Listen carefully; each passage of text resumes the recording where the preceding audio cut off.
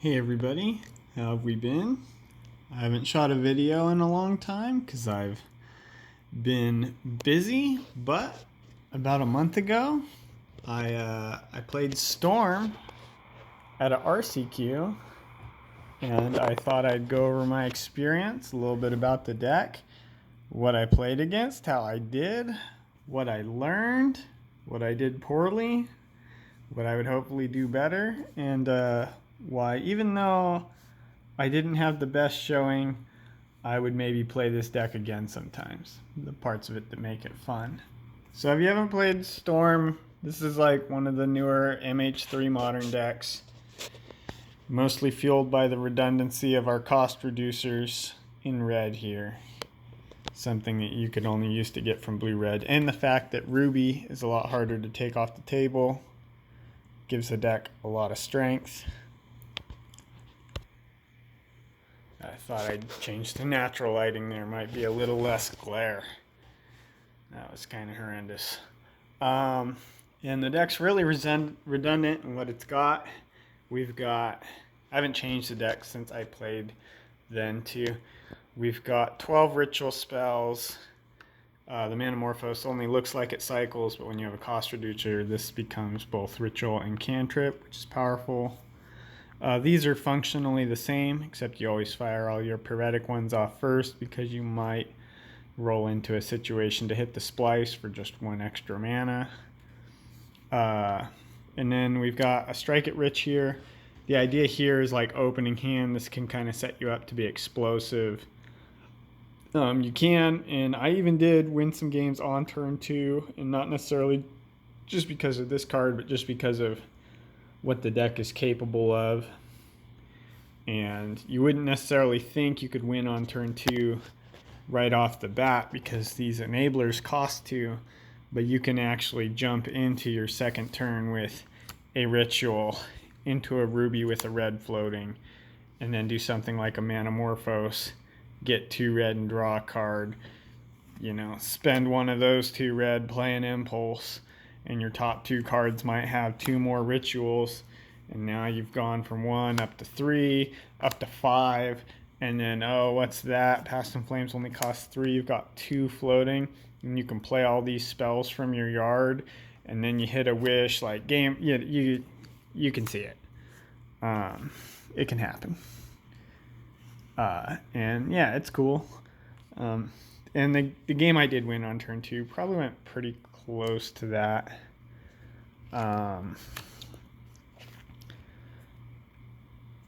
But you are kind of hoping to high roll when you do stuff like that. And as much as this deck can high roll, I had numerous games where I would do things like I kept a hand that looks pretty good. It's got resilience. I've got 2 lands. I play Reckless Impulse on turn 2. And I hit Double Glimpse the Impossible. And then turn 3, I don't draw a 3rd land or a ritual. And so I've completely lost not only a whole turn, but the opportunity for extra cards. And I just have to like Ren's Resolve again. And even that one, it's like, I could hit a Ruby and something else on that turn. But I had lost too much time, and it basically just cost me the game.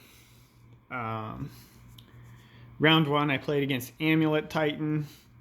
They had a pretty first Valakut hand. Game 1, they got that game. Game 2, they pumped an Endurance in response to a Past in Flames, but then that kind of had them slowed down where they had to pay for a Pact. And then they had like another like setup turn where they slammed a ring, and they might have thought they were safe through the ring, but I ended up going off, playing a bunch of spells, flipping a Rel, playing tons and tons of spells, and I did the anti-ring tech of playing Wish multiple times and taking an extra turn where damage can't be prevented, and then putting approximately 60 goblins on the board, and then untapping and killing them, which was kind of awesome. And then on game 3, I did that thing with the spells where I won on turn 2. And so I started off my first round with a win. Going into my second round, I played against a Eldrazi Tron deck. Game 1 had like some back and forth where he wasn't really assembling his Tron, but he managed to put 2 Trinispheres in play, and so he was just kind of, slowing me down. They played like a Thought-Knot Seer, picked a card out of my hand. I ended up cycling a bunch of rituals as 3 mana into 3 mana to Grape Shot his Thought-Knot to death to buy me more time. Because he was on 4 mana, but only for Eldrazi spells. He couldn't play Ring or Karn. He could play like Trinisphere and Thought-Knot Seer. I ended up Grape Shotting a Thought-Knot Seer. Bought me a little bit of time. Eventually, I had a turn a little bit later where I played Wish, and this was relevant because I had a Ral that I had flipped, who I was slowly building loyalty counters on, and I opted to flip him right away because that deck plays like Dismember and stuff, but if he can't hit 7, he's not going to play All His Dust or the guy that kills stuff. But we eventually hit 6 mana, and I was able to Wish for Brotherhood's End to blow up all the small artifacts. And then it was like a turn after that, I got to pop the Ral for spells, and I went off. And so I started round 2 up a game. Round 3, I don't know, or round 2, I was kind of behind. I can't remember if I mulliganed down to 6 or if I had just played some impulses that just bricked completely on lands. I remember I had managed to fetch every fetchable land out of my deck that game while I was kind of staring down some hate pieces. I eventually had like a pretty decent storm turn, but I was just kind of gambling for it with the resources I had left, and I was able to play a bunch of spells and Grape Shot for like 11, and I had to kill one of their 6/6s, like the 7 mana guy that's like the nice opener. And I was able to hit their face a little bit after that. And then I managed to flip a Ral, and so I popped it. And flipping and popping the Ral was kind of awkward because he was my only cost reducer. And I don't know if I just kept him out there. I think it was just bad either way. But I flipped him, and then I didn't get enough ritually type stuff. I played my rituals, and then I didn't hit any free rituals off the Ral pop. I hit like a handful like impulsey type cards, but I just didn't have enough mana to fire off enough of them to really chain out the game. And maybe I could have won that game, which is a shame. But that's just how it goes. And then game 3, I kind of just went for it and punted because I didn't have a hate piece, and I was just assuming a hate piece was going to drop down, and I didn't really think they were going to have interaction for what I was doing, which they didn't. But like I played a handful of spells basically to try and flip a Ral on like turn 2, or to just go off with but my impulses didn't really hit, so then I just had to fire the rest of my stuff kind of off on this Ral to try and flip it for the ult. And I hit once I was up to enough loyalty where this guy was going to flip, I just lost all my coin flips, and so that kind of sucked. And then he natural troned, and he played the 6/6 and blew this guy up. And I shouldn't say natural Tron, he Expedition, but you get it. He had turn 3 Tron, and he played a 6/6 that blows this up. And I spent pretty much all my spells, and I only had a couple turns to kind of rich. If I hit a Past in Flames at any point kind of in that window after that, and a couple turns before I died, I probably would have been live to kill him, but just didn't turn out. So I ended up 1-1. Then in match 3, I played against Nadu, and my memory's a little fuzzy, but game 1 he just I was into the blind. I didn't necessarily think about how fast my hand needed to be because it was pretty diverse meta there that day, and I wasn't sure what this guy was playing, and he just had like a pretty nutty turn 3 kill, like the nice consistent bird thing, game 1. And then game 2, he had Sylvan Safekeeper protecting his Soulless Jailer, and I just kind of got steamrolled. So then I was 1-2. I know, not great. And then we go into round 4, and I play against Goryo's Vengeance. And game 1, he had like a couple thought seizes and stuff. And I ended up wishing for a Tormod's Crypt, which like bought me some time. But like he was just kind of outvaluing me with the Psychic Frog, and he managed to play quite a few discard spells to keep me from really doing my thing. And eventually he got to a point where he had 2 Goryo's Vengeances, and he targeted Atraxa, and I had to pop my Tormod's Crypt, and then he targeted Atraxa in response, and it was on end steps. And then he got like to hit me with that, and then Ephemerate, and then he hit like Grief Ephemerate, and I just wasn't in a position to recover. That was game 1. Game 2, I did storm things and stormed and killed him. And then game 3, he was sitting on a Leyline of Sanctity, which was like a little awkward, but not crazy. But it was mostly just the Thoughtseize cards that got him to a setup to where he got to Goryo's Vengeance me. Between that and the Frog. Psychic Frog, really good. And then round 5, my last round, I played against Nadu again, and we both mulled to like 5, and the game it looked like I was getting set up. I had like a Reckless Impulse that showed like a Ritual in a Past in Flames, and so I was like gearing up to win on the next turn.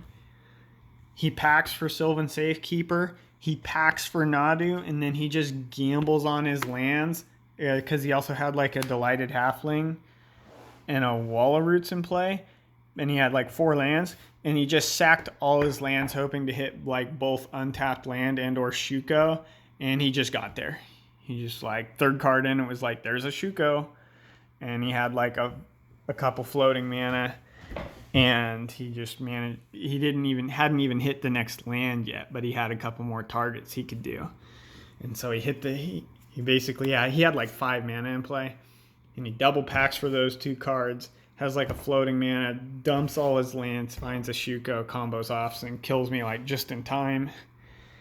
And then game 3 was a pretty good back and forth where I had some answers for some of his stuff, and he had an Endurance to kind of pop on my Past in Flames, which hurt. And then eventually he just stuck a Soulless Jailer, and what he did is he bestowed onto his Soulless Jailer, and he just started making copies of it. And I didn't bring the Brotherhood's End in, and I probably should have. I probably should have seen that I just brought in a Braid, because a Braid can kill at instant speed both Soulless Jailer and Drannith Magistrate, which are like the main hate cards, and get you lined up to do all your good stuff. So I brought in 2 of these, but given that he just had like multiple, he was just shotgunning Soulless Jailers off his landfall triggers, I really just needed to bring, and I didn't bring it in, so I didn't really have an out, and I died to that. And so I finished 1-4, and which is, I would say, abysmal. But, and I had like a Dismember for the Nadu that game, and he went for like Nadu Shuko first, and then eventually, when he, at the later point, he courted for stuff, and that was like pretty fine. As far as my deck list is concerned, I kind of felt like this card was unnecessary, but I don't know, like one of it's okay. Like worst case scenario, it cycles. I found main deck Grape Shot was pretty helpful. These cards were fine. I think the land count was right. We've got 20. We've got 9 fetches. We've got 2 surveil lands and 2 shock lands. And this is actually because I'm playing both red and green in my sideboard. And I don't think you need the green. I don't think you need both colors. And I'll get into that. But the mana base, I was like never punished, or it was like I needed one and didn't have it, or the other, or whatever.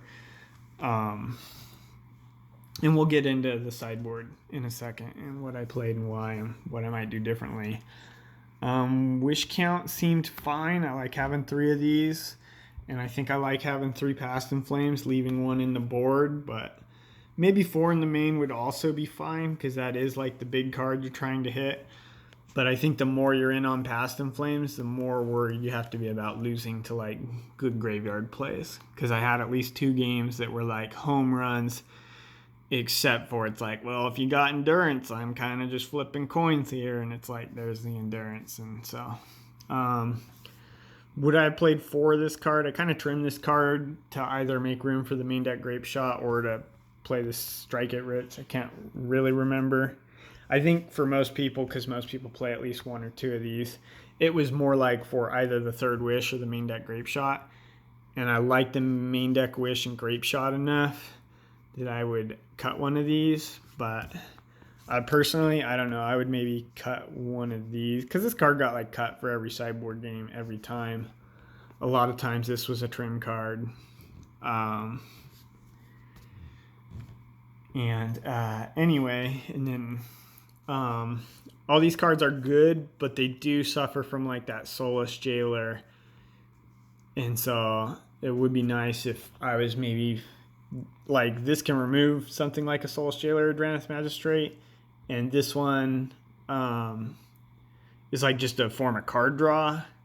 Both of these are good. I don't know if I would go to maybe like 3 main modal lands just to kind of try and help and improve those things. Sometimes I think about playing this deck with blue so you can just have sink into stupor lands to deal with your hate pieces. But then there's a different can of worms to like playing that kind of deck. Anyway, deck's pretty solid. Let's get into the sideboard though. The deck's kind of high roller though. There's multiple points where it's like this is probably gonna work, and you're playing like these impulse things. And I had at least one game where it was like in theory I looked like 6 cards deep and I basically just hit 6 lands. You know, I like functionally 6 lands just between lands and things that weren't gonna add to my already good game state, like copies of Ruby Medallion 3 and 4. You know, it was like, oh my god. So you do everything right and you can still, you're hitting random cards off the top of your library. This deck can go wrong. We have the 9 fetch lands, we got our mountains. Playing an Arena of Glory, we'll get on the sideboard, but I have a Flage in my board, and he was fine, and the idea of being able to graveyard cast him with haste is pretty sweet. Alright, now we're going to get into the sideboard. We've got 2 copies of Abrade. We've got 2 copies of Abrade. This is probably our best sideboard card. Kills Drannith Magistrate, kills Trinisphere, kills... there's just lots of artifacts. Kills Soulless Jailer. It's like, yeah, it's got 4 toughness, but it's also an artifact.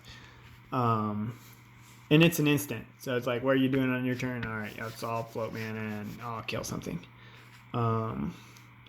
So this card's really good. Kills us 8 pieces, but it also kills like a lot of the creatures in the energy deck that might beat, you know, like killing a Johnny right before it flips. Could save you a lot of time because that guy's big on doing damage. And kills Shuko, which, you know, you might buy a lot of time there by killing a Shuko, while also being something that can kill hate pieces is good. These cards pretty much always stay in the sideboard for the Wish shenanigans. We got a copy of Empty the Warrens and Alchemist Gambit. These are your 2 cards to play around the One Ring, because a lot of times when people slam for the One Ring, it's because that's like their last out.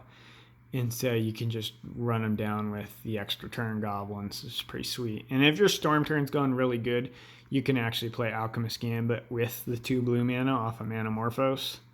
So I didn't do that in my game. I had like just enough to kill him with just regular I had like a billion goblins, so it took me a while to hit like both wishes. And so those are cards that always stay in the sideboard. Another card that always stays in the sideboard. You have one in the main deck. Because sometimes somebody might try and surgical your wish or something like that. And so I definitely recommend playing a main deck Grape Shot, but then we also have the sideboard Grape Shot. Another card that always stays in the sideboard is Past in Flames, which is cool. And but we have 3 in the main deck, so it's just our sideboard copy. We got our Wish Target sideboard threat, Tormod's Crypt. Would I ever main deck this? Nah, I don't really think so. I think having 3 Wish in the matchups you really want this, being able to just wish it into play. If they're doing something faster than that, they're probably not interacting with you, and so then it's your job to be faster than them, which on a good hand, you will be faster than them. So that's just kind of the plan for that. You leave that card on the board. We got Dismember here. This kills Nadu. Kills a lot of hate pieces, and it's only 1 mana, and it's an instant, and doesn't give them a land like Path to Exile would. So I think it's pretty solid. Can't really think. There could be like an argument from a life-based perspective that you'd rather have Path to Exile, but especially if you're like digging to kill like a Magebane Lizard. But Dismember seemed fine. I could see somebody playing Path if they really wanted to, though. We got this Brotherhoods in, which I should have brought in more than I did, but I always, just kind of thought, well, if I left it in the board, maybe I'll use it if it comes out. But this card's pretty good because both these modes, 3 damage to multiple creatures. I never played against energy, but like you can main it. You could main it against energy because the sweeper side of it's going to be really good. But then also like hitting artifacts is cool too. And then we've got the Flage. Could have played more copies of this guy, but then like one's fine too. It's kind of awkward to have your like non-storm threat also be a graveyard card because that's like the axis you're getting hit on a lot. So I picked this other threat, and the times I played it, it was fine. I could see doing this again as a one-of. I could see maybe having like 3, like maybe 2 of this and 1 of this, like just kind of alternate threats for when they're really short, putting the storm game plan down. But card can draw cards off the top, can add mana, and it can deal 4 damage to a creature, which can either kill a Nadu, which I did at least 1 game, and it can kill Soulless Jailer or Drannith Magistrate, and that didn't come up, but it could have.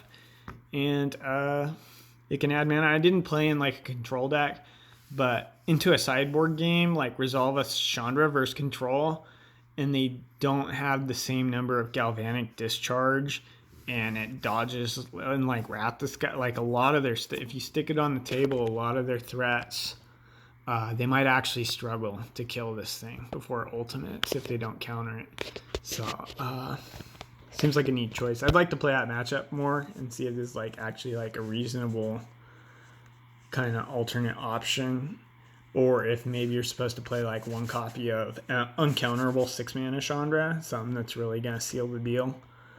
And that remains to be seen, but I do think that might be an interesting like sideboard threat. So we were originally just playing a couple Orum's Chant, and this card is fine and it does cool things, and it's mostly kind of a way to just front up and be like, where's your counter spell? Because if they don't counter this, good news for you, they won't counter anything. I was a little afraid of like Necrodominance Grief decks, and I saw a lot of the Storms had pivoted away from white and into green, mostly because Static Prison's like not a very good sorcery speed answer because it's sorcery speed, and they're playing like Veil of Summer to deal with like grief plays. Didn't really see. I mean, I played against the Esper deck, and I did bring these in, but like it just never timed out good. And I don't know how different these cards are, where you would really prefer this over this. So I opted to play both colors because I still like some of the white spells. And then my last green card was a Nature's Claim. And like maybe you could still just play all 3 colors still. I never felt like I got punished for having 3 colors in my deck. But you could definitely just more Orange Chant, like maybe like a Static Prison or something. And then like Static Prison also like can't blow up in Urza's Saga. So, you know, like Nature's Claim is just sort of better.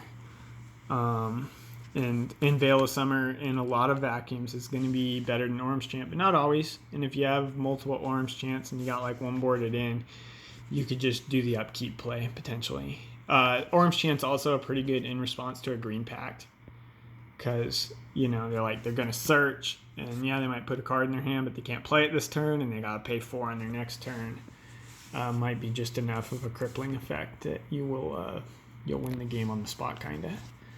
And which is something Veil of Summer can't do. You can Orange Chant against the Summoner's Pact. Nadu has recently been banned, so a lot of the information I have here, while relevant, isn't super relevant. I do like the deck though. I think I could have done better than 1-4 even in the vacuum I was in if I just played a little tighter. Maybe 3 and 2. The one Nadu deck definitely was going to steamroll me no matter what I did, and some of the games were just slight feels bads of doing all the right things, but you're ultimately gambling. But while this deck can low roll, it can really high roll too, and it's a lot of fun, and I recommend playing it. And I played one other Modern event where I actually played Nadu, and I'll probably make a video of that in the near future. And I also played an event, a store championship, where I played 4-color Atraxa in Standard, and I'll probably make a deck tech, sideboard tech for that, and kind of go over my decisions and how my games went. And all right, I'll see you guys in the next one.